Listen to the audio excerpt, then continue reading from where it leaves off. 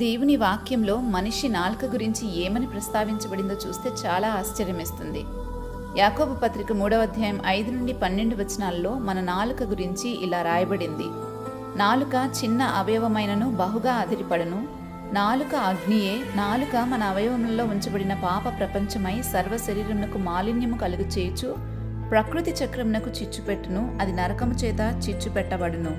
మృగపక్షి సర్పజలచరములలో ప్రతి జాతియు నరజాతి చేత సాధు కాజాలును. సాధు ఆయన గాని ఏ నరుడును నాలుకను సాధు చేయనేరడు. అది మరణకరమైన విషముతో నిండినది. అది నిరర్గళమైన దుష్టత్వమే. దీనితో తండ్రి అయిన ప్రభువును స్తుతింతుము. దీనితోనే దేవుని పోలికగా పుట్టిన మనుషులను శపింతుము. ఒక్క నోట నుండే ఆశీర్వచనమును శాపవచనమును బయలువెళ్ళును.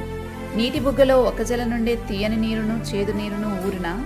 అంజూరపు చెట్టున ఒలివ పండైనను ద్రాక్ష తీగన అంజూరపు పండ్లైనను కాయన అటువలే ఉప్పు నీళ్ళలో నుండి తీయని నీళ్లను ఊరవు.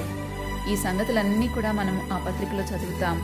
అయితే ఇలాంటి నాలుకను సాధు చేయాలంటే ముందు మనసు మారాల్సిందే.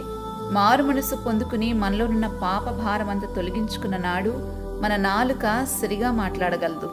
ఎందుకంటే దేవుని వాక్యం సెలవిస్తుంది, ఒకని హృదయం నిండి ఉన్న దాన్ని బట్టి నోరు మాట్లాడుతుంది అని. మరి మన హృదయాలు దేనితో నింపబడి ఉంటాయో మన నాలుక దానినే ఉచ్చరిస్తుంది. కాబట్టి నీ మాటల వల్ల నీవు తెలుసుకోవచ్చు నీ హృదయము దేనితో నింపబడిందో. దేవునితో నింపబడితే దేవుని మాటలే ఉచ్చరిస్తారు.